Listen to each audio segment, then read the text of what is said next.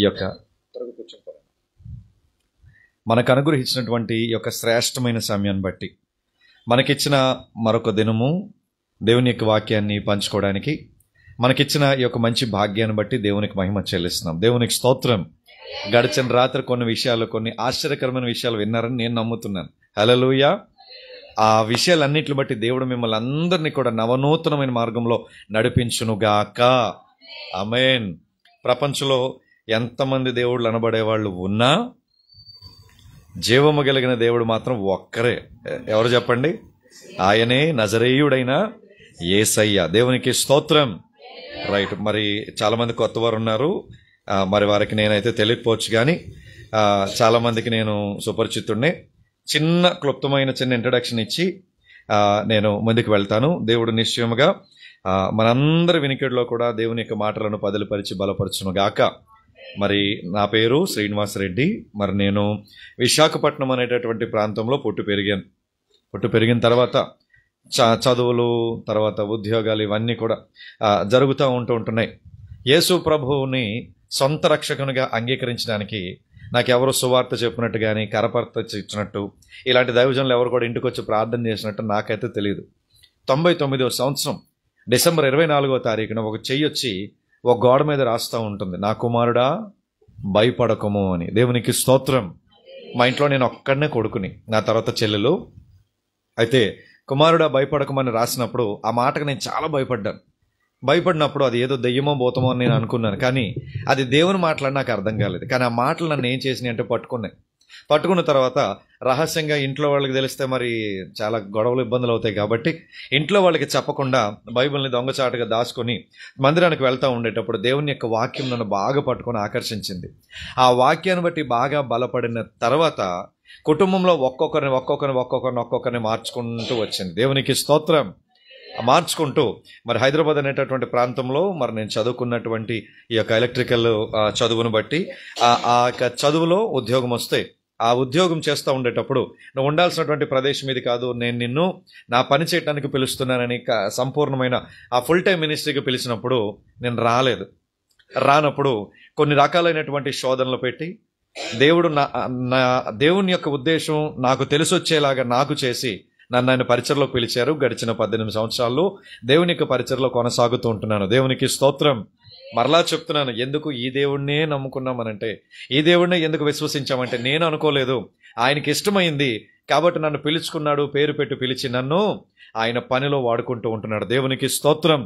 సకల మహిమ, ఘనత, ప్రభావములు మనందరి పక్షముగా దేవునికి చెల్లును గాక. ఆమేన్. దేవుని యొక్క వాక్యంలోనికి మనము నేరుగా వెళ్దాం.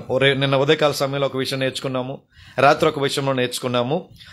ఈరోజు ఉదయకాల సమయంలో మరొక ఉన్నతమైన విషయాన్ని మనము తెలుసుకుందాం. ప్రియమైన వారలారా, దేవునికి స్తోత్రం కలుగును గాక. ఎప్పుడు ఒక మనుషుడు బలం పొందుకుంటాడనే విషయాన్ని చెప్తాను ఈరోజు.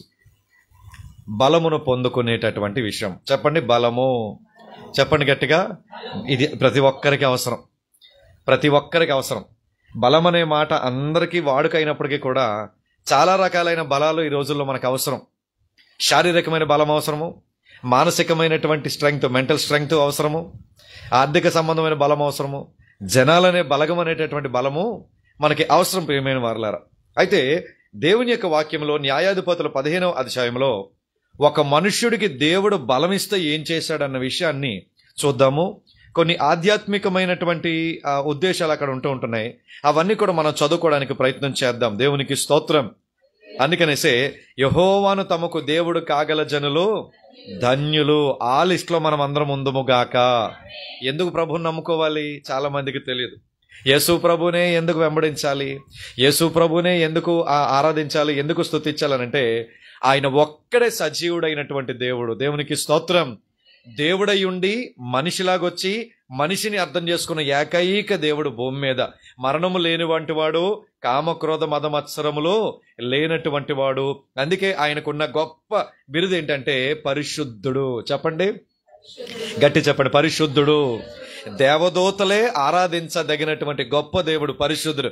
అందుకే ఆయన పేరు పరిశుద్ధుడు, పరిశుద్ధుడు, అతి పరిశుద్ధుడు అని చెప్పేసి యెషయా గ్రంథంలో యెషయా భక్తుడికి ఒక దర్శనం కనబడితే ఆ దర్శనంలో దేవదూతలు దేవుని స్తుతించినట్లుగా మనం చూస్తూ ఉంటాం. దేవునికి స్తోత్రం కలుగును గాక. అయితే ఒక సన్నివేశాన్ని నేను ఇక్కడ మీకు గమనిస్తాను, మీకు చెప్తూ ఉంటాను, దయచేసి గమనించండి. 15వ అధ్యాయము 9వ వాక్యమును చదువుదాం. 9వ వాక్యం నుండి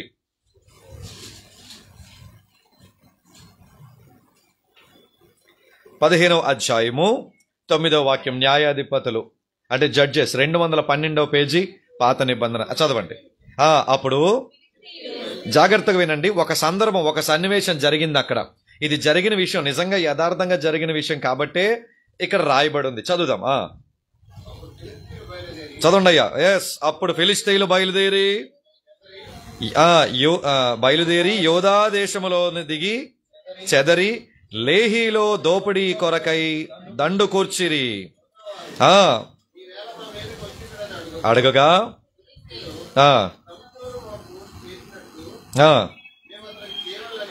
సంసోను మాకు చేసినట్లుగా మేము అతనికి చేయవలనని అతన్ని కట్టేసి బంధించడానికి వచ్చాము. నా వైపు చూడండి.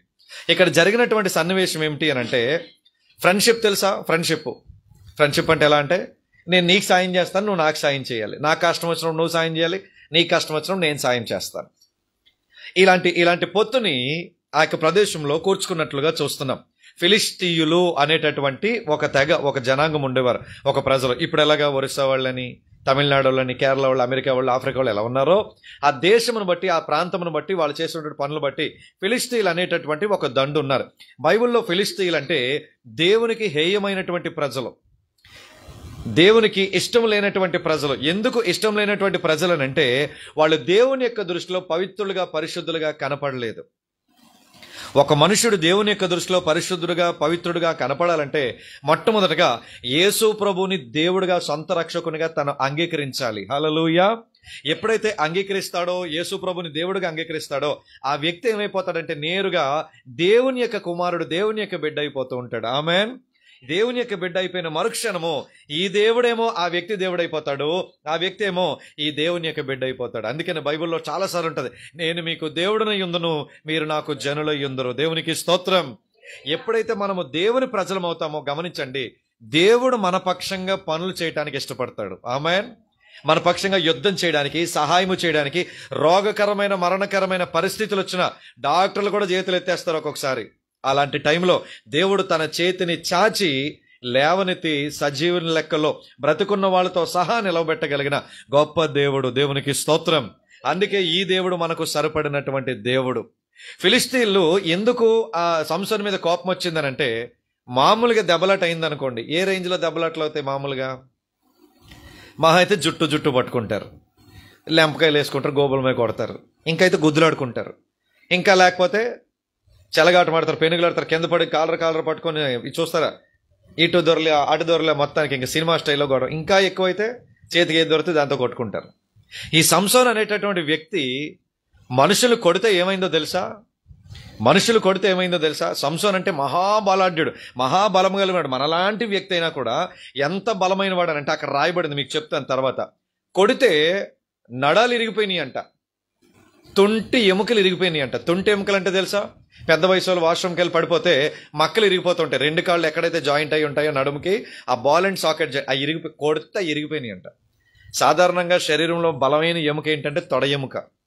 సుత్తెట్టి బాధిన ఇరగదు. అది ఎంత పెద్ద ప్రమాదాలు జరిగినా బాడీలో ఏదైనా ఇరుగుద్ది, కానీ అది మాత్రం ఇరగదు, ఎందుకంటే చాలా బలమైంది. సంసోను కొడితే అవి కూడా ఇరిగిపోయినాయి. ఫిలిష్తీయులకి కోపం వచ్చి ఎట్లాగైనా సరే ఈ వ్యక్తిని బంధించాలి, ఈ వ్యక్తిని ఎలాగైనా సరే తీసుకుని వెళ్ళి ఫిలిష్తీయుల దగ్గర నిలవబెట్టాలని చెప్పేసి మొదలు పెట్టారు.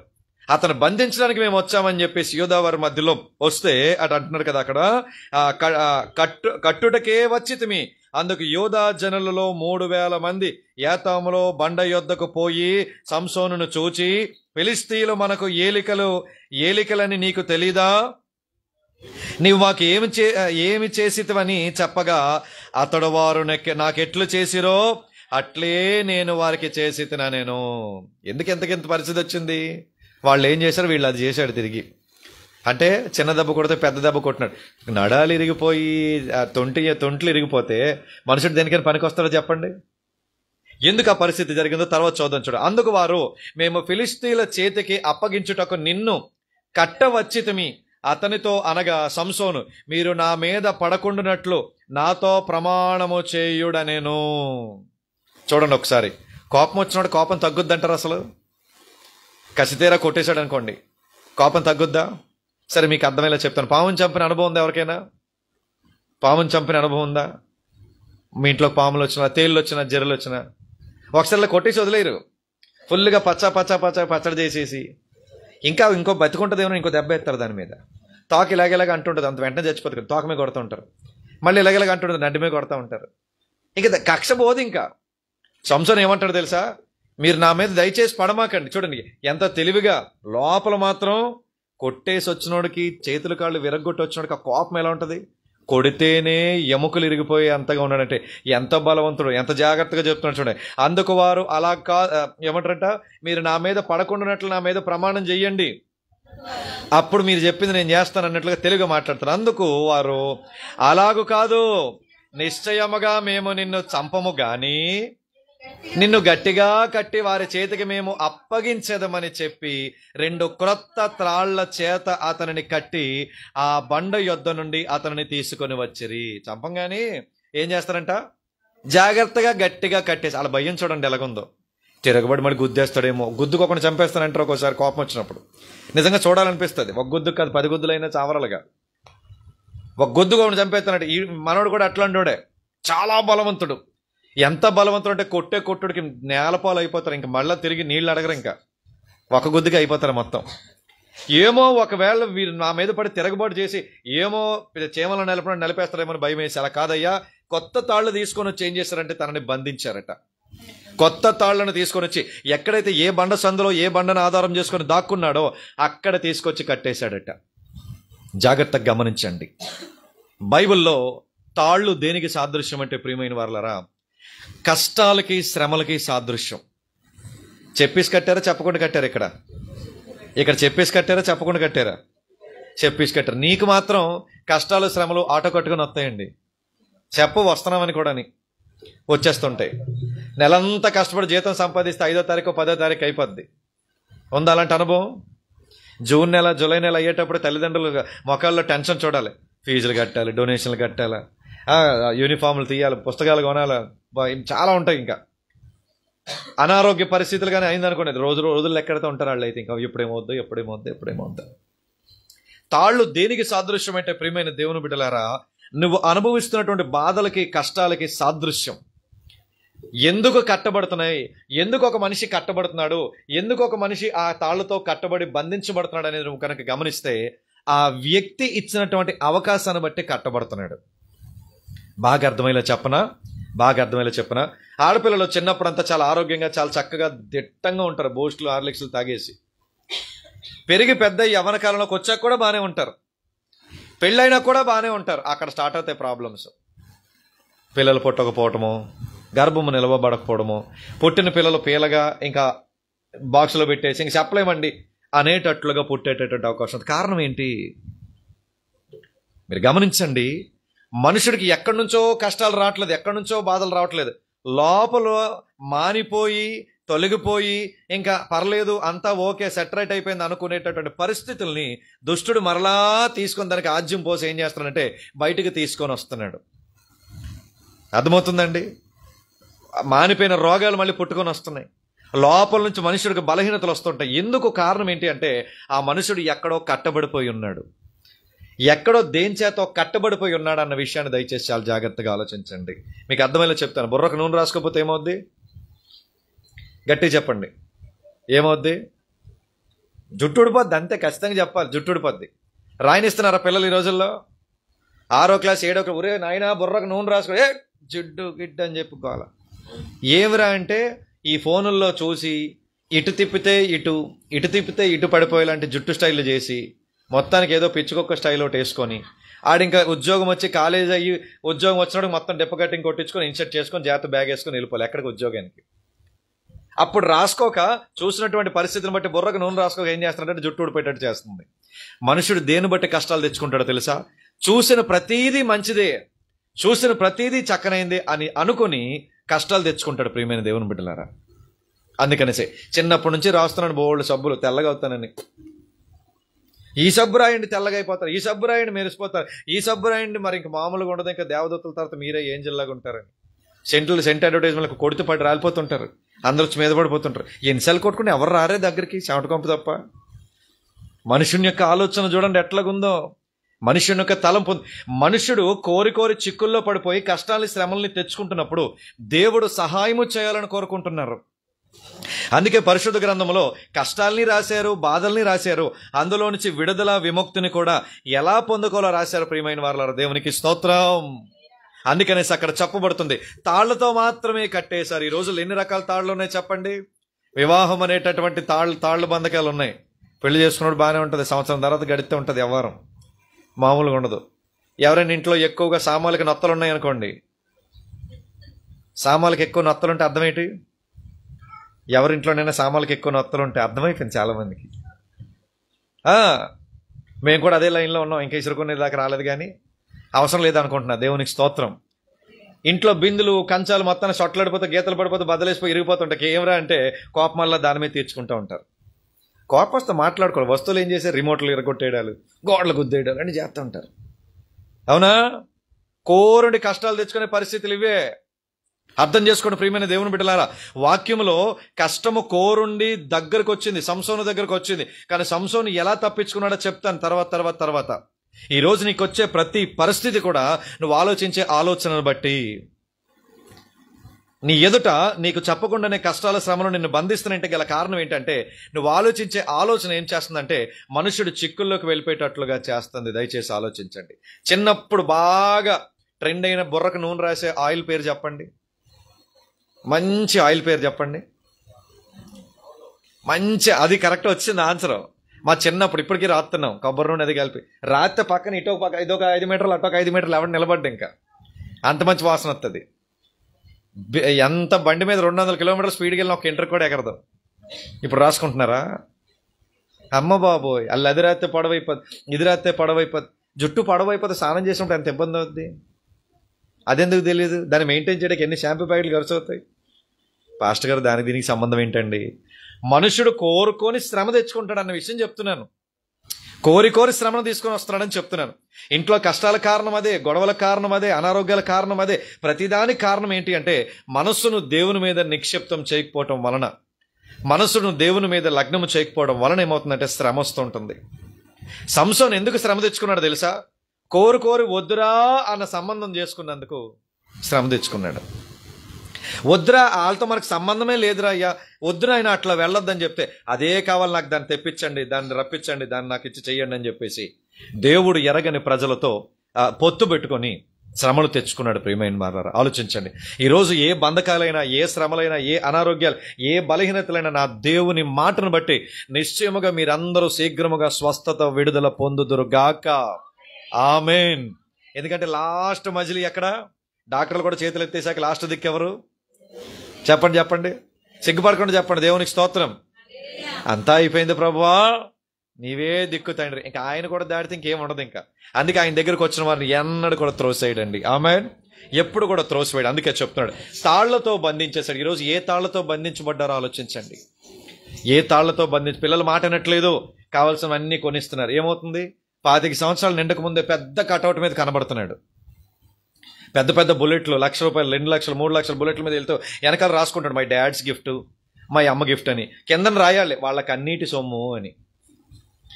వాళ్ళ గుండ్ల మీద గుద్దేసి వాళ్ళని టెన్షన్ పెట్టి చచ్చిపోతానని చెప్పి భయపెట్టి కొనిపించుకున్నాడని రాయాలి కిందన. అలా రాయడు, మా డాడ్స్ గిఫ్ట్, మా అమ్మ, మా నాన్న. వెనకాల మాత్రం డాడ్ ఉన్నాడు, మమ్మీ ఉన్నాడు. ఈడే పరిగెడుతూ ఉంటాడు, ఈడే వెళ్తూ ఉంటాడు. అర్థమవుతున్న ప్రియమైన దేవుని బిడ్డలారా, ఏ చిక్కుల్లో ఉన్నావో అర్థం చేసుకో, ఏ ఇరుకుల్లో ఉన్నావో అర్థం చేసుకో, ఏ బంధకాల్లో, ఏ కట్లలో ఉన్నావో అర్థం చేసుకో. కట్టబడి ఉన్నావని తెలిసిన క్షణమే నా దేవుడు సమీపంగా ఉన్నాడని మాత్రం మర్చిపోవద్దు. నిశ్చయముగా నిన్ను విడిపిస్తారు, నిన్ను తప్పిస్తాడు. ప్రియమైన వారలారా, దేవునికి స్తోత్రం. ఎందుకంటే దేవునికి సమస్తము సాధ్యమే.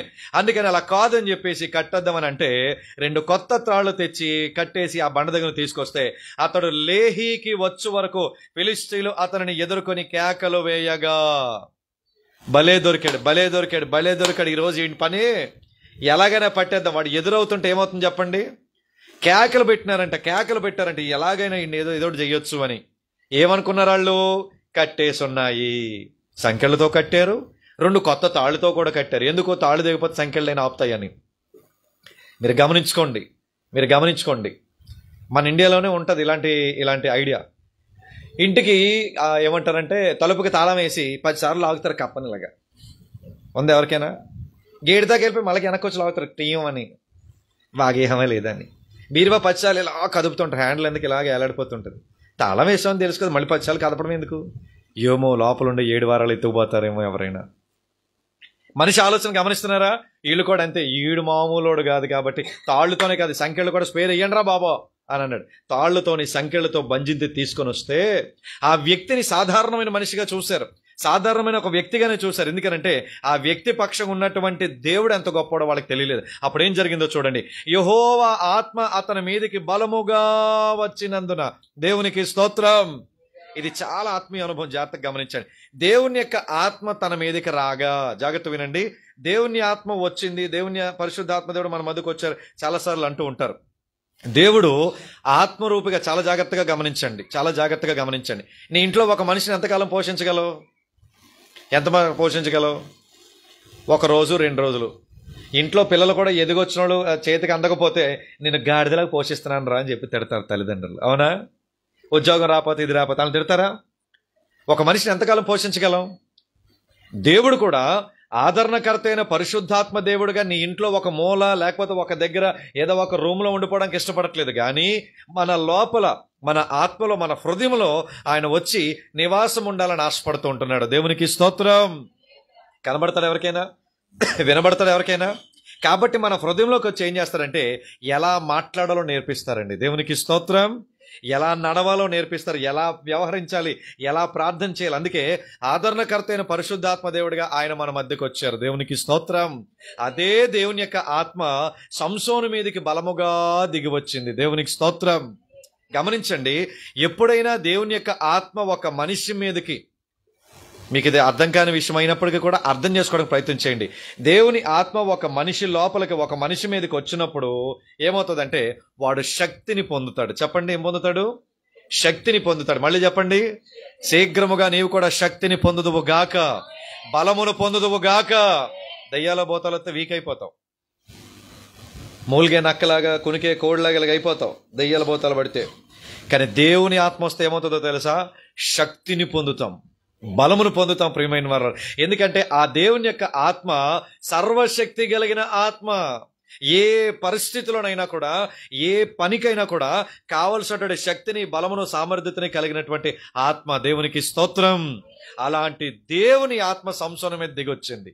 సంసోను అంటే ఎలా ఉంటాడంటే ఒక సాధారణమైన వ్యక్తే, ఏ పెద్ద 6 ప్యాక్ బాడీ లేదు, గొప్పగా జిమ్ బాడీ గట్ట ఏం లేదు. కానీ దేవుని ఆత్మ తన మీదకి వస్తే మాత్రం ఎలాగైపోయాడో తెలుసా?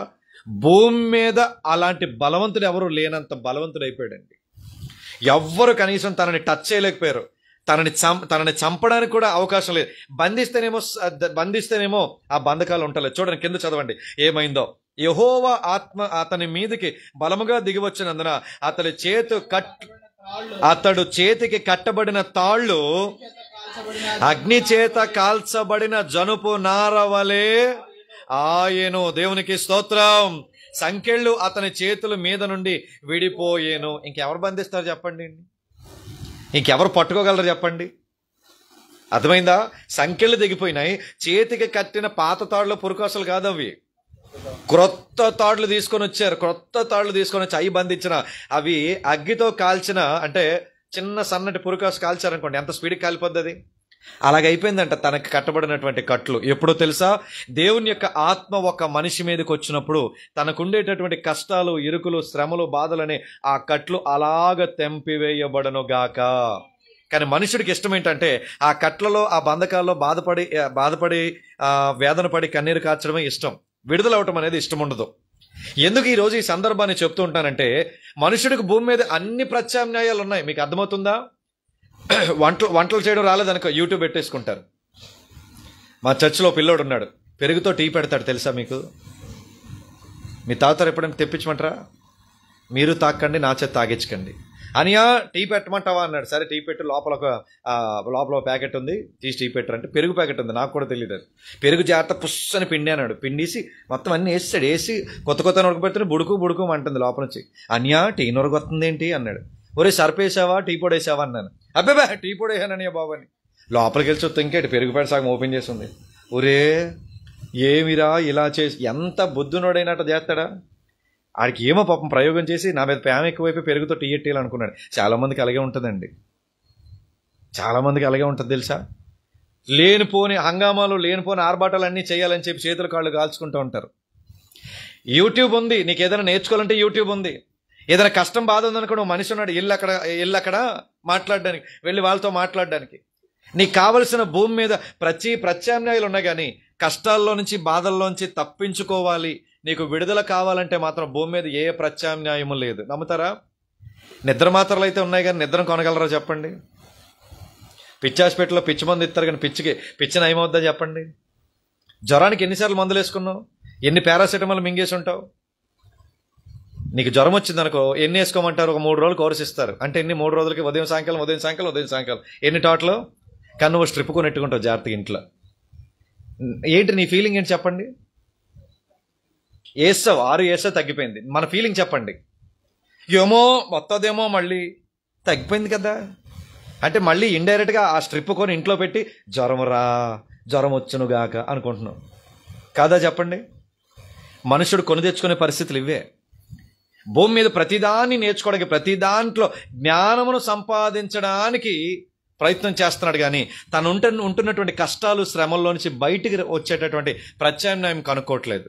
అందుకే దేవుడు తన 2 చేతులు చాచి శిలువ మ్రాను మీద ఒక మనిషిని ఎంతగా నేను ప్రేమించగలనంటే, ప్రాణము పెట్టే అంతగా ప్రేమించగలనని చెప్పేసి ఆ శిలువ మ్రాను మీద 2 చేతులు చాచి ప్రాణము పెట్టి ఆయనే మన హృదయంలో ఆత్మరూపిగా వచ్చి నివాసం చేయడానికి ఇష్టపడుతున్నాడు. దేవునికి స్తోత్రం చెప్పండి. దేవుని గట్టిగా స్తోత్రం. అన్నిటికీ హృదయంలో ప్లేస్ ఉంది, కానీ దేవుడికి ప్లేస్ లేదు. నమ్ముతారా? అన్నిటికీ ప్లేస్ ఉంది, కానీ హృదయంలో దేవునికి ప్లేస్ లేదు. అవునంటారా కాదంటారా? రైట్. మీరు బాగా ఆలోచించండి. ఒక ఫుల్ ప్యాకెట్ బిర్యానీ తినేశారనుకో, ఇంకేమైనా ఒక్క ముద్దని ఎక్కువ తినలేనంతగా ఇబ్బంది ఉందనుకోండి, డ్రింక్ చూడగానే ఏమనిపిస్తుంది? ప్లేస్ ఉంది నీకు అక్కడ, లేకపోయినా చేసుకుంటారు ఇలాగని. అమ్మ వెళ్తే అయిపోయింది, ఓ 2 గ్లాసులు వేసేస్తారు లోపల, ఏమంత ఏం చేసేదాకా. గమనిస్తున్నారా?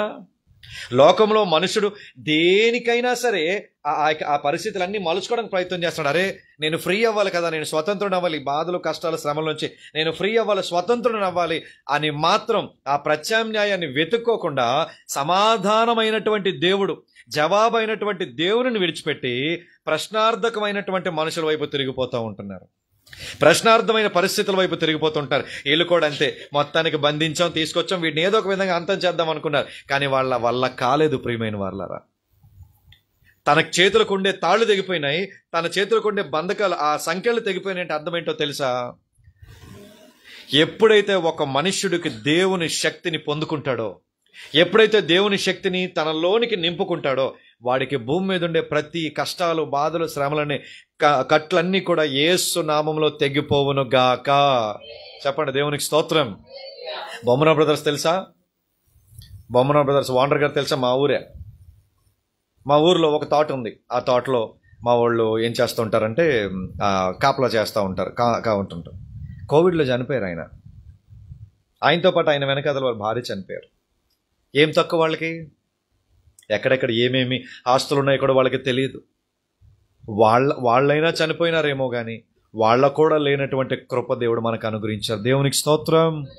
చెప్పండి గట్టిగా, దేవునికి స్తోత్రం. ఒక గొప్ప బంగారము అమ్మే ఒక గొప్ప బ్రాండ్ ఓనర్ గారు కూడా చనిపోయారండి. ఈరోజు నువ్వు నేను ఎందుకు బతుకున్నావు చెప్పండి? ఏం బతుకున్నావు? ఎందుకు బ్రతుకున్నావు? ఏది మనమైనా పెద్ద సైంటిస్టులు, ఇంజనీర్లు? కేవలం ఆయన కృప మాత్రమే మనల్ని బ్రతికిస్తుంది. దేవునికి స్తోత్రం. అందుకే పాడుకున్నాం ఇందాక, యేసయ్యా నీవే నాకని వేరెవ్వరు నాకు ఏమీ లేరు, వద్దు కూడా ప్రభువా. దేవునికి స్తోత్రం. అందుకే ప్రయాసపడి భారం మోస్తున్న సమస్త జనులారా ప్రభు దగ్గరికి వస్తే ఎలాంటి ఇరుకైనా ఎలాంటి ఇబ్బంది అయినా కూడా పరిశుద్ధాత్మ దేవుడు ఏం చేస్తారంటే ఆ ఇరుకుల ఇబ్బంది నుంచి నిన్ను విడుదల చేయను గాక. అది ఎంత భయంకరమైన అనారోగ్యమైన, ఎంత భయంకరమైన ప్రతికూలమైన పరిస్థితి అయినా నా దేవుడు మనలను విడిపించును గాక. ఇక్కడ చూడండి ఏం జరిగిందో. దేవుని యొక్క ఆత్మ బలంగా తన మీదకి దిగిరాగా. ఆమెన్. నీ మీదకి దేవుని యొక్క ఆత్మ దిగి వచ్చినప్పుడు అడగాలి, దేవా నా హృదయంలోనికి రండి, నా జీవితంలోనికి రండి, నా కుటుంబంలోనికి రండి, నా ఇంట్లోకి రండి. ఖర్చు లేని దేవుడు అండి. దేవునికి స్తోత్రం. పిలిస్తే పలికే దేవుడు అండి. ఆరాధిస్తే ఆరాధనకి పరవశించి సంతోషపడి ఆయన మురిసిపోయేటటువంటి దేవుడు అండి. యేసయ్యా అని పిలిస్తే పలికేటటువంటి దేవుడు. కష్టమా సులువా పిలవటం? సులువు కదా. అందుకనే అక్కడ జరిగిన విషయం ఏంటనంటే అప్పుడు ఏం చేస్తూ ఉంటాడంటే అవన్నీ కూడా కాల్చిపోయి అవన్నీ కూడా విడిపోతే అతడు గాడిద యొక్క పచ్చి దవడ ఎముకను కనుగొనెను, చెయ్యి చాచి పట్టుకొనెను. నా వైపు చూడండి. ఒక మనిషిని కొట్టాలనుకోండి, ఏదైనా ఒక ఆయుధం ఉండాలి. జాగ్రత్త వినండి. గాడిద పచ్చి దవడ ఎముక అంటే అప్పుడే ఆ గాడిదని ఏ పశువు ఏ మృగం తినేసిందో. గాడిద దవడ ఎముక ఎప్పుడైనా చూసారా? చీరాలు వెళ్తుంటే మధ్యలో ఒక ఊరు వస్తుంది, ఏదో మంచి ఊరు. ఆ ఊరు గాడిద తలకాయ అమ్ముతున్నారు, గాడిద మాంసం అమ్ముతున్నారు. అక్కడ షాక్ వేసి బండి ఆపి ఒకసారి ఆ ఫోటో తీసుకుందాం చెప్పి అక్కడ ఆపితే గాడిద తలకాయలని కట్ చేసి పెట్టారు. గుర్రమ్మ గాడిద ఒకలా ఉంటుంది. చూసారా మీరు గాడిదలు ఎప్పుడైనా చూసారా? ఆ తలకాయలు అక్కడ పెట్టి అమ్ముతుంటే నాకు ఇదే వాక్యం గుర్తొచ్చింది. ఎంత ఉంటుంది గాడిద తలకాయ? ఎంత ఉంటుందా? ఏమాత్రం ఉంటుందండి, మహా ఉంటాయి. 2 జానీళ్ళు కలిపినంత బుర్ర ఉంటుంది. మహా అయితే 2 జానీళ్ళు కలిపినంత బుర్ర ఉంటుంది. ఆ గాడిద యొక్క పచ్చి దవడ ఎముక దొరికిందంట. చాలా జాగ్రత్త వినండి. ఏ ఎముకైనా సరే 10 సార్లు 20 సార్లు కొడితే పగులుద్దా లేదా? చెప్పండి, ఇరిగిపోద్దా లేదా? ఉడికిందామని పచ్చిదామని కత్తితో ఒక్క దెబ్బ అయితే పట్టమని ఇరిగిపోద్ది. అలాంటి పచ్చి గాడిద దవడ ఎముకోటి దొరికిందంట. ఎంతమంది ఉన్నారు అక్కడ బంధించేవాళ్ళు? చాలా మంది ఉన్నారు అక్కడ. సుమారుగా 1000 మంది పైనే ఉన్నారు అక్కడ. ఆ ఫిలిస్తీన్లేమో ఎదురు చూస్తున్నారు, బంధించిన వాళ్ళేమో ఇక్కడ ఉన్నారు. ఒక 1000 మంది సుమారుగా అక్కడ ఉన్నారు. సో ఇప్పుడు 1000 మందిని కొట్టాలంటే తనున్నదేమో ఒక కొండ లాంటి, ఒక లోయ లాంటి ప్రదేశం. అది ఎన్ని రాళ్ళైనా ఇసురుతాడు చెప్పండి? రాళ్ళు ఇసిరితే తప్పించుకోలేరా? చచ్చిపోతారు రాళ్ళు ఇసిరితే చెప్పండి. ఏదైనా కర్రతోనో కొడదామంటే అక్కడ ఏం లేవు, ఏం దొరకలే. అక్కడ ఏం చూపిస్తున్నాడు? ఎందుకు గాడిద పచ్చి దవడ ఎముక అని క్లియర్గా రాసి ఉంటున్నాడు అని అంటే, ఒక్కొక్కసారి మన కళ్ళు ఎదుట ఒక గొప్ప పరిస్థితిని దాటడానికి ఒక చిన్న పనిముట్టు దొరకవచ్చు, మనకి ఒక చిన్న ఆన్సర్ మనకి దొరకవచ్చు. అర్థం చేసుకోండి. గాడిద పచ్చి దవడ ఎముక దొరికితే దానిని పట్టుకుని పట్టుకొని ప్రార్థన చేశాడు. యేసయ్యా, అయ్యా, ఒకవేళ ఇగో దాని చేత 1000 మంది మనుషులను చంపెను. దేవునికి స్తోత్రం. అంటే ఒక్కొక్క దెబ్బకు ఒక్కొక్క చంపేశాడంట. మీరు నమ్మశక్యంగా ఉందా? అసలు నమ్మడానికి నమ్మశక్యంగా ఉందా? కత్తులు కటారులు గన్నులు ఉంటేనే పీకలు తీసేస్తున్నారు. బ్లేడ్ బ్యాచ్లు తయారయ్యారు మా ఊర్లో కూడా ఒకప్పుడు. ఆ బ్లేడ్ అట్టుకొని ఏం చేసి దొరికిన వాళ్ళందరూ పీకలు కోసేస్తున్నారు. చిన్న బ్లేడ్తో కోస్తే చాలు ఏదో కోడి కింద పడి గిలగిల కొట్టుకుంటున్నట్టు కొట్టుకుంటున్నారు మనుషులు. గాడిద పచ్చి దవడ ఎముక దొరికితే ఎంతమందిని చంపాడు చెప్పండి? ఎంతమందిని చంపాడు? 1000 మంది మనుషులను చంపెను. దేవునికి స్తోత్రం. అప్పుడు సంసోను గాడిద దవడ ఎముకతో 1 కుప్పను 2 కుప్పలను నేను చంపియున్నాను, గాడిద దవడ ఎముకతో 1000 మంది నరులను చంపియున్నాను అని చెప్పాడట. దేవునికి స్తోత్రం. నమ్మశక్యం అవుతుంది అసలు? గాడిద దవడ ఎముకతో 1000 మందిని చంపాడంటే అర్థమవుతుందా? నిర్జీవమైన నిస్సహాయమైన స్థితిలో కూడా దేవుడు అక్కడ నిరుపయోగమైనటువంటి ఏ పరిస్థితినైనా ఆయన బలమైన కార్యం కొరకు వాడుకుంటాడు. దేవునికి స్తోత్రం.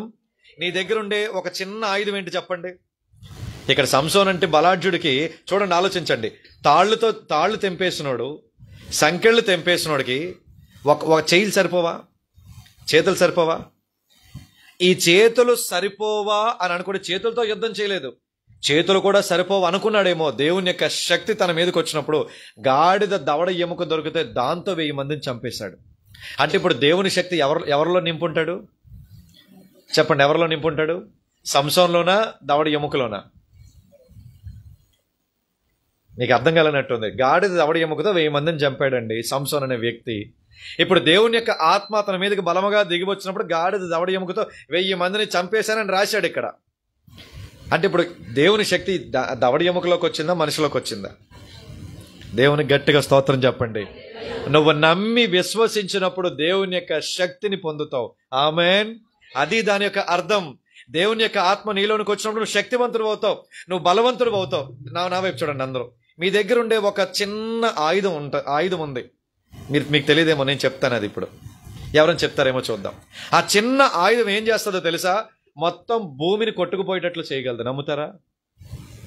నీ కుటుంబంలో ఎంతటి పరిస్థితి అయినా చాపలాగా చుట్టేసి అవతల పడేసేలాగా, అది ఎంత భయంకరమైన పరిస్థితి అయినా అది జస్ట్ ఏదో రబ్బర్తో చెరిపేసినంత సులువుగా, చేత్తో తుడిపేసినంత సులువుగా ఆ పరిస్థితిని తుడిపి పెట్టగలిగే ఆయుధం ఉంది నీ దగ్గర. ఏంటది? బాగా ఆలోచించి చెప్పండి. నీ దగ్గరే ఉంది. ఆడవాళ్ళను ఉంది, మగాళ్ళను ఉంది, చిన్నపిల్లలు ఉంది, పెద్దవాళ్ళు ఉంది, మాలో ఉంది, వృద్ధాప్యంలో ఉన్నోళ్ళ దగ్గర కూడా ఉంది. ఏంటి ఆయుధం? ప్రార్థన. అదే, ఆ ప్రార్థనకి ఈ ఆయుధం ఉపయోగపడాలి. ఆయుధం చెప్తా ఉండండి, ఆన్సర్ వస్తుందేమో చూద్దాం. విశ్వాసము, ప్రార్థన, నమ్మకం. ఇంకా నీ దగ్గర ఉందా ఆయుధం? నీ దగ్గర ఉందా ఆయుధం? ప్రతి ఒక్కరి దగ్గర ఉందా ఆయుధం? కానీ మర్చిపోతున్నావు నువ్వు. ఆ ఆయుధము గాని నువ్వు పదును పెడితే, ఆ ఆయుధానికి గాని నువ్వు పని పెడితే, ఎలాంటి భయంకరమైన పరిస్థితినైనా నా దేవుడు కనుమరుగు చేయును గాక. అది ఆయుధం. మీకు బాగా అర్థమయ్యేలా చెప్తాను చూడండి, బాగా అర్థమయ్యేలా చెప్తాను. ఒక తల్లికి, అంటే భార్య భర్తలు ఉన్నారనుకోండి, భార్యకి ఏదైనా కావాలనుకోండి, ఎలాగైనా సాధిస్తుంది. ఎలా సాధిస్తుంది చెప్పండి? పెళ్ళైన కొత్త కదా, మాకు తెలియదు, మీరే చెప్పాలి. చాలా దూరం వెళ్ళిపోయింది కదా మీ కాపురాలు, మీ వైవాహిక జీవితాలు చాలా దూరం వెళ్ళిపోయింది. ఏమంటే నాకు పలానాది కావాలని అడుగుతుంది, నేను కొన్నావు అంటాడు. వెంటనే ఏం చేస్తుంది చెప్పండి? రూమ్లోకి వెళ్ళి కట్టిన హెద్దలు జాగ్రత్తగా స్టార్ట్ చేస్తుంది. ఏంటి? జలుబు లేకపోయినా గట్టి గట్టిగా పీడుతూ ఉంటుంది లోపలికి. చాలా బలమైన ఆయుధం అది.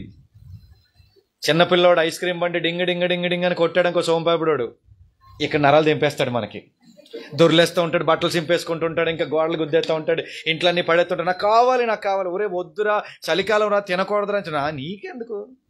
వేయించుకునేది నేను ఇంజక్షన్, నీకెందుకు? నాకు కొంటావా లేదా? కొనిపిస్తాడు. అవునా కాదా? చచ్చినట్టు నీ జేబులో డబ్బులు లేకపోయినా ఎక్కడో పోపుల పెట్టలో చిల్లర డబ్బులని తీసుకొని ఇచ్చేదాకా పేణం దొడెత్తాడు. ఆడి దగ్గర కూడా ఉంది ఆయుధం. ఆన్సర్ వచ్చింది నీకు. కమాన్, ఏంటి చెప్పండి? కన్నీరు. చెప్పండి దేవునికి స్తోత్రం. చెప్పండి, గట్టి చెప్పండి, దేవునికి స్తోత్రం. కడుపు మంటలోంచి వచ్చే కన్నీరు కాదండో. ప్యాక్కింటలు 3 పోర్లు వేసుకున్నారు, నేనేమో రేకుల షెడ్లో ఉన్నా. ఈ కన్నీరు అంతకంటే కాదు. తప్పుగా అనుకోకండి, మామూలు అనుకోకండి. ఎక్కడైనా బర్త్డే ఫంక్షన్కి వెళ్ళారనుకోండి, పాప తల్లి తండ్రి చిన్న బొడ్డోడిని ఎత్తుకొని అందరూ ఫోటోలు దిగుతుంటారు.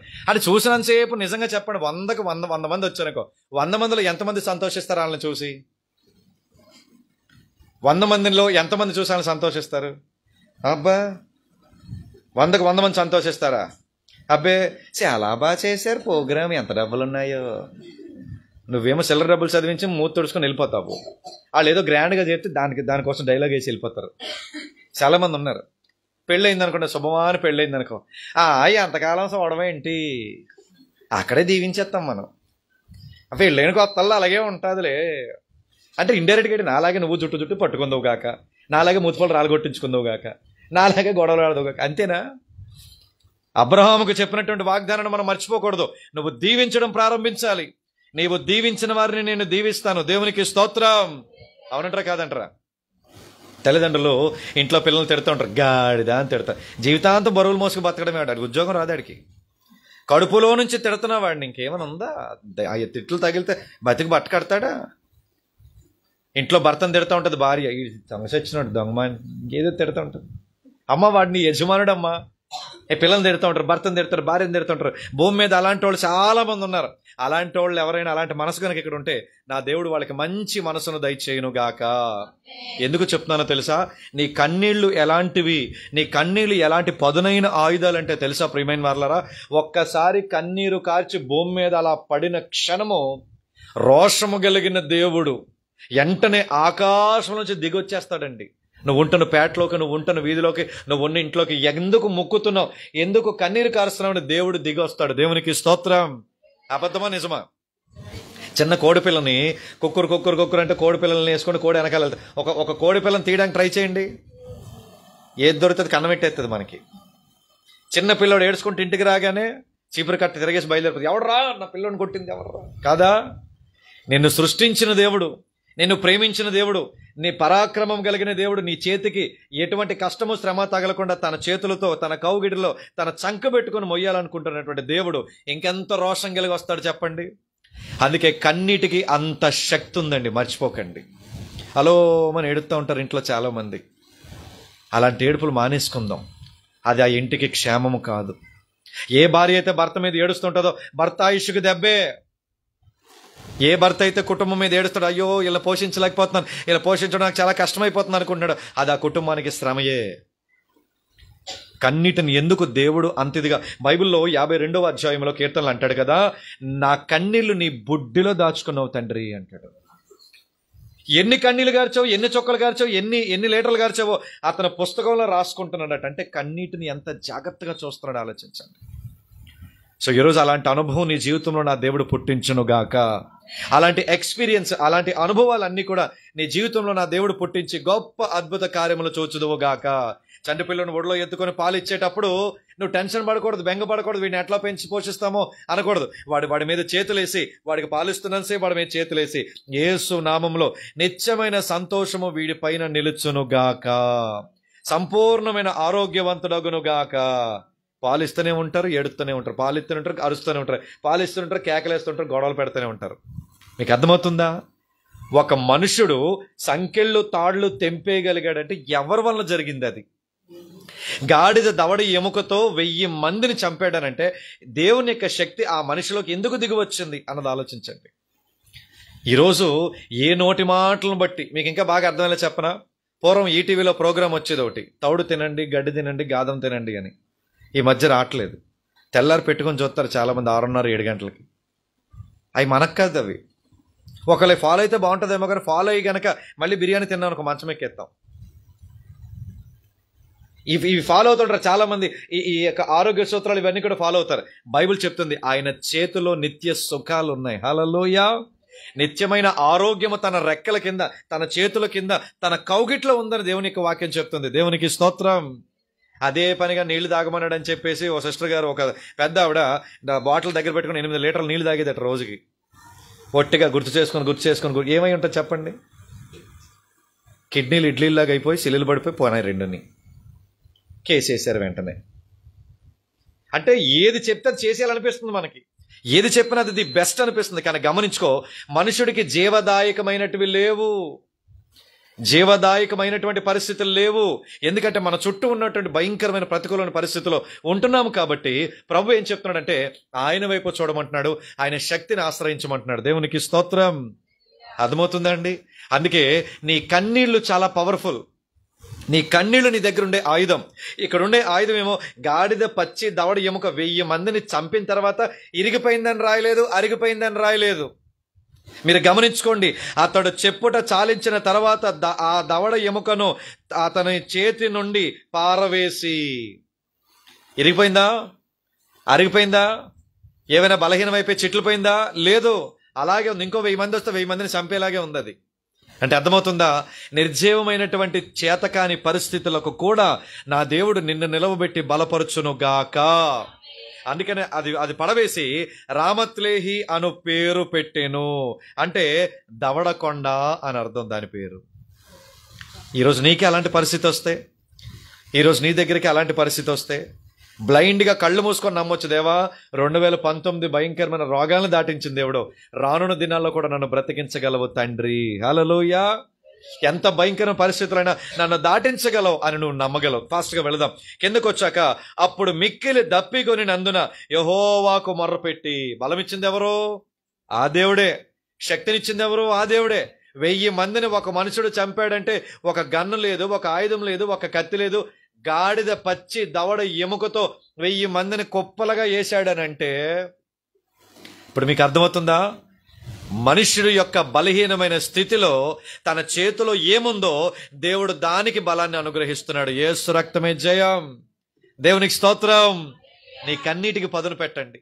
నీ కన్నీరుతో ప్రార్థన చేయండి. కన్నీటితో ఇంట్లో మార్పులేని పరిస్థితులు ఏమైనా కన్నీటితో ప్రార్థన చేయండి. రైట్, కిందకు వచ్చిన తర్వాత మరి కొంచెం ఫాస్ట్గా మనం వెళ్తాము, ముగించేస్తున్నాను. అయితే దప్పికొన్నానయ్యా అని యెహోవాకు మర్రపెట్టగా చూడండి ఎంత బాధపడుతున్నాడో. నీవు నీ సేవకుని చేతి వలన ఈ గొప్ప రక్షణను దయచేసిన తర్వాత నేనిప్పుడు దప్పి చేత చచ్చి సున్నతి పొందని వారి చేతిలో పడవలనా అని వేడుకొనెను. ఏంటయ్యా, చాలాసార్లు మనం కూడా దేవుడి మీద అంటాం కదా, ఏం దేవుడు ఏంటో మాకు ఈ కష్టాలు, చూడలేదా, చెవులను పట్టలేదా, కళ్ళు కనబడతలేదా, ఏదో మనకు బాగా పరిచయం అయి ఉన్నోళ్ళగా. వద్దు ప్రియమైన వాళ్ళ, ఎప్పుడు కూడా దేవుని మీద మనం బాధ పెట్టకూడదు, దేవుని మీద కష్టపడకూడదు, దేవుని పడి ఏడవకూడదు. ఇంటర్న్ మన కన్నీటికి కారణం ఏంటో మనం చెప్పాలి. మీకు అర్థమయ్యేలా చెప్తాను. నా వైపు చూడండి. ఒక డాక్టర్ గారి దగ్గరికి వెళ్ళాను, వైట్ అండ్ వైట్ వేసుకున్నారు. డాక్టర్ గారులే ఉన్నారు. ఈయన చూస్తే డెఫినెట్గా సూపులతో ఆపరేషన్ చేసేలా ఉన్నాడు. ఈయన డెఫినెట్గా నాకు నయమైపోను గాక అనుకుని డాక్టర్ గారి దగ్గరికి వెళ్తాం. డాక్టర్ ఏమంటాడు చెప్పండి? ఏమంటాడు? ఏంటి నీ సమస్య అని అడుగుతాడు. మీరు ఎవరు వెళ్ళినట్టు చెప్తున్నారు. మరీని మాకు అసలు పరిచయం లేదా, ఎలాగుంటే తెలియదు అని. మంచోళ్ళు మీరు, ముద్దొస్తున్నారు ఇలాంటివన్నీ చేస్తేనే. చెప్పండి, డాక్టర్ దగ్గరికి ఫస్ట్ ఏమంటారు? ఏంటమ్మా నీ సమస్య అంటారు. డాక్టర్ దగ్గరికి ఏం చెప్పాలి? అయ్యగారు రాత్రి నిద్రపోయానండి, గుండెల్లో నొప్పి వస్తుందండి, అది ఎక్కడెక్కడికో తిరిగిపోతుందండి చెప్తారు చాలామంది రకరకాలుగానే. అదే చెప్పాలి, అవునా? వచ్చి కానీ డాక్టర్ దగ్గరికి వచ్చి, బాగున్నారా, భార్య పిల్లలు ఎలా ఉన్నారు, రాత్రి ఏం తిన్నారో, మీ ఇల్లు ఎక్కడో, నీకు ఎలా ఉంది చెప్పండి, ఎటకరంగా లేదా? డాక్టర్ గారిని వచ్చిందేమో బలహీనతతోటి ఏం చేస్తున్నాం? ఆయన దగ్గరికి వచ్చి కుశల ప్రశ్నలు అడుగుతున్నాం. మరి రోజుకి ఎంత సంపాదిస్తారో? ఆడు కానీ పిచ్చి డాక్టర్ అయితే ఇంజక్షన్ వేసేస్తాడు వెంటనే. ఈ పిచ్చి ముదిరిపోను కాక ఇది పిచ్చోడే డెఫినెట్గా ఇక్కడికి పిచ్చి వచ్చింది, పిచ్చి ఇంజక్షన్ వేస్తారు, పిచ్చి నోరు తెరు అని గోళీ వేసేస్తారు నోట్. డాక్టర్ దగ్గరికి ఏం చెప్తావు? Direct to the point. ఇది నా సమస్య, ఇది నా పరిస్థితి, ఇది నా బాధ అని చెప్పారు. ఇక్కడ చూడండి, ఆ వేదనతో ఆ బాధతో అలిసిపోయాడు. 1000 మందిని చంపిన తర్వాత ప్రాణం ఎంత అలసట ఉంటుంది చెప్పండి. ప్రాణం పోతుందేమో అనిపించిందంట, అలిసిపోయాడంట. ఇంకా దాహంతో ఇంకా ఏమవుతుందో తెలియదు. మనోడు అసలు అడుగు తీసి అడుగు వేయగలుగుతాడో లేదో తెలియదు. దాహం వేస్తున్న ప్రభు అని చెప్తే సరిపోయేది. చూడండి ఏమంటున్నాడు, నీకే ఇంతమందిని చంపేసి ఇంత గొప్ప కార్యం చేసావే, దప్పితే చచ్చిపోవాలా? చూడండి, అక్కడ కూడా ఇంత గొప్ప కార్యము చేసినటువంటి దేవుని అడిగే విధానంలో కూడా ఎంత కోపంగా అడుగుతున్నాడు చూడండి. దేవుని దగ్గరకు వచ్చి ఎవరైనా డైరెక్ట్ టు ద పాయింట్ చెప్పాలి. ఎంత బారు సాక్షి చెప్పకూడదు. నీకేం తెలుసు ప్రభువా, భూదేవి కూడా మా భారాలను భరించలేదు ప్రభువా. భూదేవికి నీకు లింక్ ఏంటో? ఇంటి పేర్లు ఒకటేనేమో. చాలాసార్లు అవుతానని చెప్తాను, నా కష్టాలండి ఆకాశం అంతా రాసినా సరిపోదు, ఇంకైపోద్దండి. ఏవి గట్టిగా ఉంటే 4 కష్టాలు, ఇల్లు కట్టుకోవాలి, ఆరోగ్యం బాగాలేదు, డబ్బులు కావాలి, పిల్లలు సెటిల్ అవ్వాలి, ఇంత మించిన కష్టాలు ఏమున్నాయి చెప్పండి. చాలాసార్లు మనం చెప్తుంటాం దేవుని దగ్గర, నీకేం ప్రభావ, నువ్వు దేవుడు ఆకాశంలో కూర్చుంటావు, నీకేం బాగానే చెప్తావు, దేవుడి దగ్గరకు వచ్చి ప్రార్థన చేసుకుంటున్నట్టే ఉంటుంది. దేవుని ఈ విధంగా మనం మాట్లాడుతుంటాం. వద్దు వద్దు వద్దు, డైరెక్ట్ టు ద పాయింట్ చెప్పాలి. డైరెక్ట్ టు ద పాయింట్ మనం చెప్పాలి. అందుకని ఇక్కడ డైరెక్ట్ టు ద పాయింట్ చెప్పకుండా ఇలా చెప్తే దేవుడు ఎంత కనికరం గలవాడో చూడండి. వీళ్ళ చేతిలో చచ్చిపోవడానికి ఏంటి ప్రభువా, నాకు ఎంత దాహంతో ఉంచావనంటే, దేవుడు లేహీలోనున్న ఒక గోతిని చీల్చెను. దేవునికి స్తోత్రం. ఏం చేశారట? ఆయనే ఒక గుంటను చీల్చాడట. అక్కడ ఒక గుంటను చీల్చి ఏం చేశాడనంటే, ఆ గుంటను చీల్చి దాని నుండి నీళ్లు బయలుదేరేను. దేవునికి స్తోత్రం. ఎక్కడైతే సీరియస్గా అడుగుతున్నాడేమో, ఈరోజు నేను నీకు ఒక విషయాన్ని చెప్తున్నాను. దేవుని సందులోకి వెళ్ళి తలుపు వేసుకొని కళ్ళు మూసుకొని, ఒకవేళ చెప్పుకోలేని ఈ పెదవులు దాటలేని బాధ దుఃఖం ఉందేమో, ఎవరికి చెప్పుకోలేని పరిస్థితి ఉందేమో, ఇక నా పరిస్థితి నా స్థితి మారదని అనుకుంటున్నావేమో, వెళ్ళు ఇంట్లోకి వెళ్ళి కళ్ళు మూసుకో. బైబిల్ క్లియర్గా చెప్తుంది, రహస్యమందున్న తండ్రికి మొరపెట్టు. ఆ కన్నీళ్లను ఒలికించి, ఆ కన్నీళ్లను ఎప్పుడైతే నువ్వు ఒలికిస్తావో ఆ కన్నీటిని దేవుడు విని, ఎందుకు ఏడుస్తున్నావో, ఏ పరిస్థితిని బట్టి ఏ మనసుతో ఏడుస్తున్నావో దానిని నా దేవుడు చూచునుగాక. బైబిల్ క్లియర్గా చెప్తుందండి, నీ పసిపిల్లల ప్రాణము కొరకు రేయి మొదటి జామున లేచి నీ తండ్రి సన్నిధిలో నీళ్లు కుమ్మరించినట్లు నీ హృదయాన్ని అంతటిని వంపేయి. దేవునికి స్తోత్రం. ఇదొక్కటే మనుషుడికి కష్టమవుతుంది. అందుకే చూడండి, చిన్నపిల్లలకి ఎన్ని కష్టాలు ఎదురవుతున్నాయో. యవనస్తులు, యవన కాలంలో ఉన్న వాళ్ళకి సెటిల్మెంట్లు లేవు, రైట్ టైంకి పెళ్లిళ్ళు అవ్వట్లేదు. ఒకళ్ళు ఏవనైతే అసలు సంతోష సుఖ ఆనందాలు లేకుండా అయిపోతున్నాయి. ఈరోజు నీకు తెలుసు, తాళము నీకే ఇచ్చాడు, తాళం కప్ప నీ చేతికి ఇచ్చాడు, తీసుకునే బాధ్యత నీది. తలుపు దగ్గర నిలబడి తలుపు తీసే పెట్టాడు, రావాల్సిన బాధ్యత నీది. యేసు ప్రభు నమ్ముకుంటే ఏదైపోద్ది, ఏదో అంటుకుపోతుందండి, ఏదో పోతుందండి, అన్నిటిని వదిలేసుకోవాలండి అని ఒకవేళ అనుకుంటే, దయచేసి ప్రియమైన వారు గమనించండి, వాటన్నిటిలో నువ్వు నాశనం అయిపోవడం మంచిదా, వాటన్నిటి నుంచి నువ్వు బయటకు వచ్చి దేవుని శక్తి పొందుకోవడం మంచిదా? దేవునికి స్తోత్రం. నీ నీ జనాంగంలో నీ తరం వారిలో వాళ్ళు వచ్చి అంటారు, నీ ముఖంలో ఉన్న ప్రత్యేకత ఏంటో, ఎప్పుడు నువ్వు సంతోషంగా ఉంటావు, ఎప్పుడు నువ్వు ఆనందంగా ఉంటావు, నీ దేవుడికి నా కోసం ప్రార్థన చేయవా అనే రోజు నా దేవుడు నీ జీవితంలో రప్పించును గాక. చేస్తాడండి, డెఫినెట్ గా రప్పిస్తాడు, బైబిల్ చెప్తుంది. అందుకనేసే అయితే ఈ బాధలో గుంట తవ్వితే ఏమైందంటే ఆ గుంటలోంచి నీళ్లు వచ్చాయి. ఆ గుంట ఎవరు అని అంటే యేసు క్రీస్తుకు సాదృశ్యం. దేవునికి స్తోత్రం, గట్టి చెప్పండి, దేవునికి స్తోత్రం, దేవునికి స్తోత్రం. బాధతో హృదయంలో లోయలు ఏర్పడిపోయినాయేమో, నీళ్లు నిండలేనట్టు లోయ అగాధాలు, ఇంకా పడితే ఇంకా అటు నుంచి అటు తప్పిపోవడమే తప్ప అలాంటి లోతైన గుంతలు ఏర్పడిపోయినాయేమో, వాటన్నింటిలో నా దేవుడు జీవ జల దారలు ఉబుక చేయును గాక. దేవుని యొక్క నీళ్లు, ఈ గుంట యేసుక్రీస్తుకు సాదృశ్యం. దేవునికి స్తోత్రం. ఆ గుంటను తవ్వగానే అందులోంచి నీళ్లు ఉబుకినాయి అంట. ఆ నీళ్లే దేవుని యొక్క ఆత్మకి, దేవుని యొక్క వాక్యానికి సాదృశ్యం. దేవునికి స్తోత్రం. దాన్ని అర్థం చేసుకోవాలి, అర్థం చేసుకునే విధంగా మనం అర్థం చేసుకోవాలి ప్రియమైన దేవుని బిడ్డలారా. అందుకే అర్థం చేసుకుంటేనే దేవుని యొక్క శక్తిని మనం పొందుతాం. ఆ నీళ్లు తాగినప్పుడు ఏమైందనంటే తన ప్రాణం, అక్కడ రాసింది చూడండి,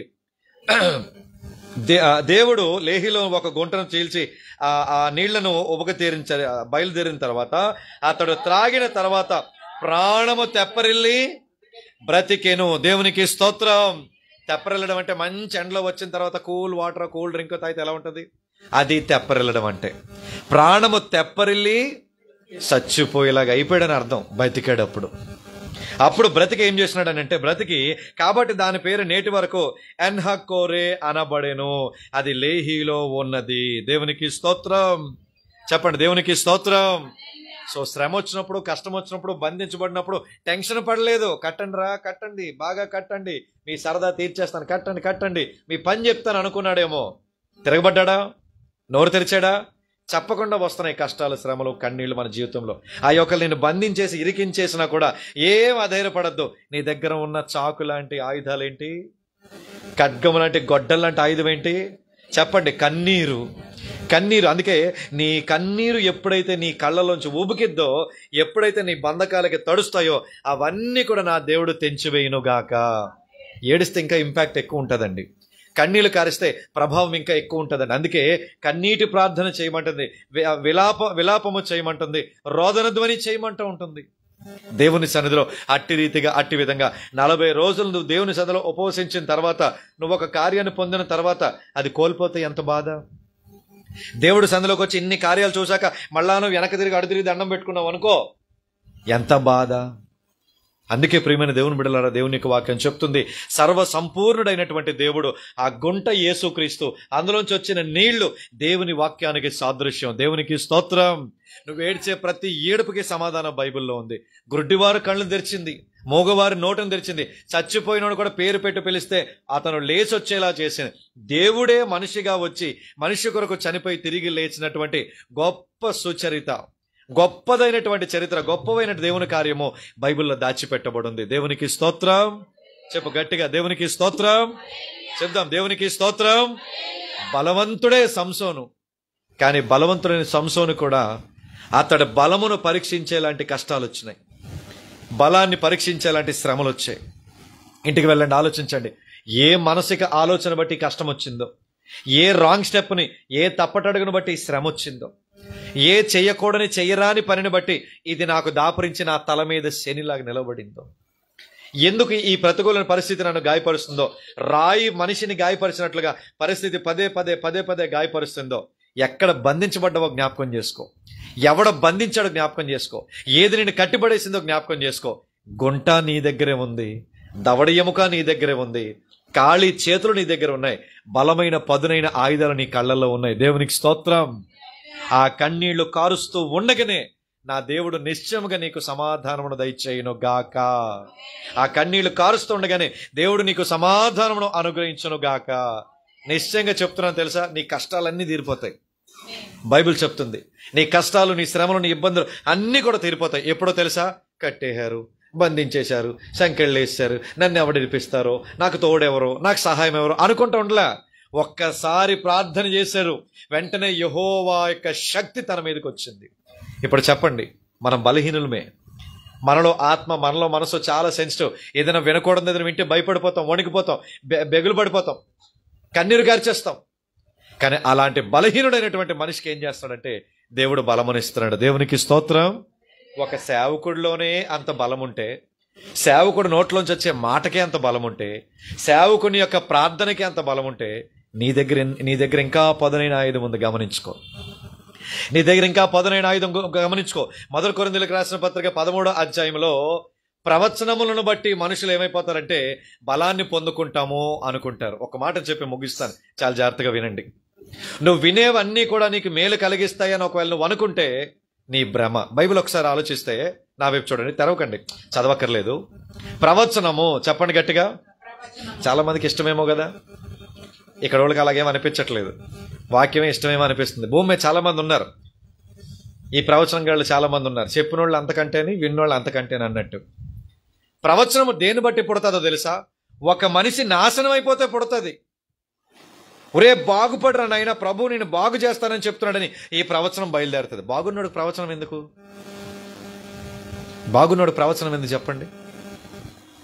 ఒకడంటాడు ఫేస్బుక్లోని, డబ్బులు నేను వెనక్కి లెక్క పెడితే అన్నీ వచ్చేస్తాయట. చిన్నప్పటి నుంచి లెక్క పెడతాను, చిల్లర డబ్బులు తప్ప ఏం లేవు, నావి నావి నావి అని లెక్క పెడితే నా దగ్గరికి వచ్చేస్తాయట. ఓ తెల్ల కాగితం మీద రాసుకోమంటాడు, నేను కోటీశ్వరుని అయిపోతానని. జాలేసిందని చూసి అలా గట్టర్ రాసుకొని తడిగొడ్డేసి పడుకుంటే ఇండియా ఎప్పుడో దివాళా తీసేది అనిపించింది. ప్రవచనము విని సంతోషిద్దాం, ఆనందిద్దాం అనుకుంటున్నావేమో. ప్రవచనము ఎప్పుడు కూడా మనిషిని కడతాది అనుకోవడం నీ భ్రమ. యెహెజ్కేలు గ్రంథం మొత్తంలో, యిర్మీయా గ్రంథం మొత్తంలో ప్రవచనాత్మకంగా దేవుడు ఒక మనిషికి బయలుపరిస్తే ఇశ్రాయేలీయుల యొక్క చెడుతనము, ఇశ్రాయేలీయుల యొక్క నాశనము, వారు విరిగిపోయి చిదిగిపోయి వారు నిస్సహాయమైన నిర్జీవమైన స్థితిలో ఉంటే అందులోంచి పుట్టింది ప్రవచనం. ఎవరైనా ప్రవచనం చెప్పించుకోవాలని ఒకవేళ ఇక్కడ ఆశ కలిగి ఉంటే వాళ్ళు చెప్పించుకుంటారు కదండి. ఒకవేళ ఏమైనా ఉందని ఆలోచన కూడా పెట్టుకోవద్దు, దయచేసి చెప్తున్నాను. ఆ ప్రవచనాలన్నీ కూడా రెండవ రాకడలో నిరర్ధకమైపోతాయి. చెప్పబడినవి కూడా అవి నథింగ్, యూజ్లెస్ అన్నట్టుగా అయిపోతాయి. ఏమి నిలుస్తుంది లాస్ట్ వరకు అంటే దేవుని వాక్యం. దేవునికి స్తోత్రం. యోహాను సువార్తలో ఫస్ట్ మాట అదే, నేను నమ్ముతాను, అందుకనే ప్రభువా సేవలోకి వచ్చాను, నేనేం చెప్పాలంటే నేను బతుకున్న దేవుడు అని చెప్పు చాలన్నాడు. లేకపోతే నాలాంటి అన్యులకు, నేను ప్రభువుని నమ్ముకుని కుటుంబంలో నన్ను పిలవడం ఏంటి, నన్ను సేవకు వెళ్ళడం ఏంటి, నా చేతులు ఈ బైబిల్ ఏంటి, కల్లో కూడా ఊహించలేదు. ఒక విమానం తయారు చేయాలి, ఆ విమానాన్ని నేనే నడపాలి, ఒక పెద్ద ఏరోనాటికల్ ఇంజనీర్ అవ్వాలని నా కోరిక. ఒరే విమానాల తర్వాత కడదు, ముందు నా బిడ్డల జీవితాలను కట్టని చెప్పి ఇటు డైవర్ట్ చేశాడు దేవుడు. దేవునికి స్తోత్రం. అర్థమవుతున్న ప్రియమైన వారలారా, ప్రవచనం అనేది మనిషి యొక్క బలహీనతలోంచి పుడుతుంది. మనిషి యొక్క చిదిగిపోయిన పరిస్థితిలో, లెగో లెమ్మో తేజరేలేమో వెలుగు నీ మీదకి వచ్చిందంటే అప్పుడు దాకా ఎక్కడున్నాడు? ఇవి ఎక్కువైపోయినాయి జనాలకి ఈ మధ్య. చెప్పినోళ్ళకి ఎలాగో బుద్ధి లేదు, ఆ ఎన్నోళ్ళకి అంతకంటే బుద్ధి లేదు. దేవుని వాక్యమే శాశ్వతం కాదని చెప్పండి. బైబిల్ మొత్తంలో నెరవేరిన ప్రవచనాలు ఎన్ని చెప్పండి? దైవావేశంతో నతానీయులు వచ్చి దావీదుకు చెప్తాడు, దావీదు ఓ చిన్న కథ చెప్తాను జాగ్రత్త అని. కథ అంతా చెప్పాక ఆ యొక్క అవిధేయుడు మనుషుడు నువ్వే, ఆ మాట తప్పిన దుర్మార్గుడు నువ్వే అని చెప్పాడు. కానీ ఈ రోజుల్లో మనుషులు ప్రవచనాలు, జిమ్మిక్లు, మ్యాజిక్లు, స్వస్థతలు, అద్భుతాలకి బ్యాగేసుకుపోతా ఉన్నారు. ఈ సంఘము అలాంటి మనస్సును కలిగి ఉంటే త్రిప్పివేసుకొందునుగాక. అలాంటి మనసు మీ జీవితంలో దేవుడు కొట్టివేయునుగాక. ఈ బిడ్డ కొరకు ప్రవచనం చెప్పాను అనుకోండి, ఆ బిడ్డ ఏ విషయంలో నాశనం అయిపోయిందో దానిని బట్టి దేవుడు మాట్లాడతాడు. ఎందుకు ప్రవచనం చెప్పి నాశనం అయిపోయామని అర్పించుకోవాలి? ప్రభు ఏమంటున్నాడు? కడతానంటున్నాడు, బలపరుస్తున్నాడు. చదువుతున్నాను, చాలా కాలంగా చదువుతాను. ప్రభువా నువ్వు నోటి మాట చొప్పున వాగ్దానాలు ఉన్నాయి. బైబిల్లో ప్రవచనం కంటే బలమైంది వాగ్దానం. ఎందుకని ఈ మాటను చెప్తున్నానో తెలుసా? అతడు నోరు తెరిచి ప్రార్థన మాత్రమే చేశాడు. అయ్యా దాహం చేత చచ్చిపోతున్నానయ్యా, యేసు నామములో ఇక్కడ పెద్ద సముద్రం, ఇక పెద్ద నుయ్యి పుట్టునుగాక అన్నాడు అనుకో. నుయ్యి వలన ఏం ఉపయోగం చెప్పండి? నాకు ఇప్పటికీ డౌటే, గొయ్యంది దవ్వుకున్నాడు, నుయ్యి దవ్వుకోవచ్చు కదా. స్నానం చేయడానికి కూడా ఎంత రక్తం అయిపోయిందో, ఎంత బట్టల మీద రక్తం ఒలిపోయిందో, అసలు ఒంటి మీద ఎంత సౌండ్ పట్టిందో, స్నానానికి కూడా ఉపయోగపడేవు కదా. నాకు ఇప్పటికీ డౌటే, నుయ్యి తవ్వుకోవచ్చు కదా, గొయ్యంది దవ్వాడు? చెప్పండి. సరే నుయ్యి తవ్వాడు, నువ్వు తవ్వడానికి ఒక పలుకు కావాలా, అవి పేసడానికి రాళ్ళు కావాలి, అప్పటికే దాహం చేసి చచ్చిపోతున్నాడు. అయ్యే పోనీ అంతా నుయ్యి అంతా తవ్వాడు, నీళ్ళు వస్తున్నాయి, వెరీ గుడ్, దేవునికి స్తోత్రం. నీళ్లు బయటకు తీయడానికి ఏం కావాలి? ఎందుకు మర్చిపోతున్నారండి జనాలు ఇవి? ఒక గొప్ప కార్యం చేయి ప్రభువా, ఒక గొప్ప కార్యం చేయి ప్రభు. ఆల్రెడీ చేశాడు ఆయన. ఇగో నేను నీ పక్షంగా ఉన్నాను, నేను నీతోనే ఉన్నాను, నీ దేవుడిగా నేను ఉన్నానని చెప్తున్నాడు. ఇంకా ఒక గొప్ప కార్యం చేయవా? ఇంకా ఏదో క్రొత్తదైన ప్రత్యక్షతను వినాలని ఆశపడుతున్నారు. గొంతనే ఎందుకు తవ్వాడు, నొయ్యిని ఎందుకు తవ్వలేదు? ఇప్పుడు మీకు అర్థమైందా? ఇప్పుడు మీకు అర్థమైందా? నొయ్యిని తవ్వితే చేద కావాలి, నీళ్లు చేదడానికి శక్తే లేదు, బలమే లేదు. కాబట్టి ఏ బలహీనతలో ఏ శక్తి ఏ బలం కావాలో అంత మట్టుకు మాత్రమే దేవుడు కార్యం చేసుకుంటూ వచ్చాడు. దేవునికి స్తోత్రం చెప్పండి. చెప్పండి, దేవునికి స్తోత్రం. ఇద్దరు బిడ్డలు పోషించుకోవాలా? అంత శక్తినే దేవుడు మీకు అనుగ్రహిస్తాడు. అంతకంటే ఎక్కువ మీకు వద్దు. అంతకంటే ఒకవేళ ఎక్కువ మీకు అయిపోతే పిల్లలు దేవుడిని మర్చిపోతారు. ఒక కుటుంబంలో ఇద్దరే ఉన్నారు, అంతగా కావలసిన శక్తి సామర్థ్యాలే అడగండి. ప్రభువా నీ చిత్తమైతే 3 అంతస్తుల మేడను కట్టదును గాక. ఇంటది కట్టడానికే దిక్కులేదు, 3 అంతస్తుల మేడ ఇచ్చాడనుకో, దేవునికి స్తోత్రం చెప్పండి. గట్టి చెప్పండి దేవునికి స్తోత్రం అని. పన్ను కట్టొద్దా? Current bill కట్టొద్దా? దేవుడు కాళ్ళు పట్టుకొని లాగేసి కింద వేస్తున్నారు అందరూ. నువ్వు ఇచ్చి ప్రభావం చేసి ప్రభావం జుట్టట్టుకు లాగేస్తారు. అవసరం దొరకట్లేదు కాబట్టి. లేకపోతే ఆకాశం సింహాసం కాడి సరిపోయింది, కానీ లేకపోతే మీరు అందరు పక్కన కూర్చొని మొత్తం లాగేరు పట్టుకొని కదా. దబాయించకూడదు. ఎప్పుడు దేవుడిని ఎప్పుడు కూడా దుర్మార్గంగా దబాయించకూడదు. డూ ఇట్ ఫర్ మీ అని చేయకూడదు. ప్రభువాని చిత్తమైతే, దేవాని చిత్తమైతే. ఒక మనుషుడు ఇంకొక మనుషుడికి అర్థమయ్యేటట్లుగా దేవుని యొక్క ఆత్మ తేటగా మాట్లాడుతాడు బైబిల్లో. దేవునికి స్తోత్రం. ఏంటా తేటగా మాట్లాడుతాడంటే, నేను నిన్ను ప్రేమిస్తున్నాను, శాశ్వతమైన ప్రేమతో నేను నిన్ను ప్రేమిస్తున్నాను. లోకమంతటిని ప్రేమించేటటువంటి దేవునిగా, లోకాన్ని కాదు లోకంలో నిన్ను ప్రేమిస్తున్నాను. దేవునికి స్తోత్రం. అందుకే నువ్వు మాట్లాడే మాట కూడా ప్రవచనాత్మకంగా, ఆశీర్వాదకరంగా, దీవెనగా, దేవుడి దగ్గర నుంచి సమాధానం తెచ్చుకునేదిగా ఉండాలి. దేవునికి స్తోత్రం. యవన పిల్లలు ఉన్నారనుకోండి, వాళ్ళు అడుగుతుంటారు, ప్రభువా పెద్ద జుట్టు ఇవ్వా నాకు అని. ఆడపిల్లలందరికీ ఇదే బాధ. టాయిలెట్కి వెళ్ళినప్పుడు ఆ జుట్టు ఎక్కడ పడిపోతుంది చెప్పండి? ఇంకా అడగరేమో నాకు తెలిసి. అడగండి, యేసునామములో అడిగారంటే చూసుకొని పడిపోద్ది అందులో. ప్రభువా నాకు తెల్లని రంగు కావాలి తండ్రి. పిచ్చుకొక్కలు ఎంటబడతాయి. అవసరమా చెప్పండి? డిమార్ట్లు అన్నింటినీ తడిమి చూస్తూ ఉంటాం మనం. నువ్వు తెల్లగున్న పరిస్థితి అదే. ప్రతి ఒక్కరూ టచ్ చేయాలనిపిస్తుంది. దేవుడు ఎందుకండి కోడి తన పిల్లలను రెక్కల చాటున దాచినట్లు స్కూల్ పిల్లల్ని అందంగా తల్లిదండ్రులు తయారు చేసి పంపిస్తారు. ఎందుకు అగాత్యాలు జరగవు చెప్పండి? బుర్రకు శుభ్రంగా నూనె రాయండి. దేవునికి స్తోత్రం. మొక్కన పౌడర్ అక్కర్లేదు, నేచురల్ అందం ఉంది చాలు. అలా పంపండి. ఎందుకంటే లోకం పరిస్థితి పాడైపోతుంది, లోకం యొక్క స్థితిగతులు పాడైపోతున్నాయి. కడుపును పుట్టిన బిడ్డల్ని ఎంత జాగ్రత్తగా అల్లారు ముద్దుగా పెంచుకున్నా బయటికి వెళ్తే చిదిమేస్తున్నారు, తుంచేస్తున్నారు. సంసోనును బట్టి ఏంటి నీకు చెప్పడానికి ప్రయత్నం చేస్తున్నానంటే, నిర్జీవమైన పరిస్థితి కూడా జీవమును దేవుడు దయచేయగలరు. ఆ గుంటను తవ్వినప్పుడు గుంట మాత్రమే సరిపోయింది తన దాహాన్ని తీర్చి ప్రాణాన్ని కాపాడడానికి. నీకు ఏం కావాలో ఈరోజు అడుగు దేవుణ్ణి. ఏం కావాలో అడగండి. ఏది అవసరమో దేవుణ్ణి అడగండి. ఏది కోరుకుంటున్నావో ప్రభువుని అడగండి. దేవుని గట్టిగా స్తోత్రం చెప్పండి. చెప్దాం దేవునికి స్తోత్రం. ఇట్టి దేవుడు మనకి చాలినటువంటి దేవుడు. ఇలాంటి స్థితి మనకి సరిపడినటువంటి స్థితి ప్రియమైన వారలారా. అందుకే సంసోనుని నిర్జీవమైన స్థితిని కూడా బలపరిచి వాడుకున్నాడు. ఈరోజు ఏ బలహీనతతో వచ్చావో ఆ బలహీనతని నిన్ను దేవుని ఎదుట బలముగా నిలవబెట్టును గాక. గొప్ప సాక్షార్థమైన జీవితంలో నిలవబెట్టును గాక. తవ్వండి, ఇంటికి వెళ్ళి తవ్వండి. మీ హృదయంలో గుంటలేంటి, లోయలు అగాధాలు ఏమున్నాయో చెప్పండి. అయ్యా నీ జీవదాయకమైనటువంటి వాక్యం నా హృదయంలో పొంగి పొర్లును గాక. చెప్దాం దేవునికి స్తోత్రం. ఇప్పుడు చెప్పండి, ప్రవచనములను చెప్పించుకున్నావా? నువ్వు చెడిపోవనే చెప్తాడు దేవుడు. కానీ ప్రవచనాలు చెప్పే దేవుడు కాదు, కల్లబులు మాటలు చెప్పేవాడు కాదు, వాగ్దానాలు చేసే దేవుడు. దేవునికి స్తోత్రం. ప్రతి వాగ్దానము అవును ఆమేన్ మన జీవితంలో నెరవేరేటట్లుగా ఉంది. దేవునికి స్తోత్రం. ఇక్కడున్న ప్రతి వారికి నా దేవుడు చేసిన ప్రతి వాగ్దానములు మీ జీవితంలో నెరవేరును గాక. నీవు బ్రతికిన కాలంలో ఆయన చేసిన ప్రతి వాగ్దానము నిశ్చయముగా మన జీవితంలో నెరవేరును గాక. ఆమేన్. ఇట్టి కృప, ఇట్టి స్థితి దేవుడు మనందరి జీవితంలో అనుగ్రహించును గాక. ఆమేన్.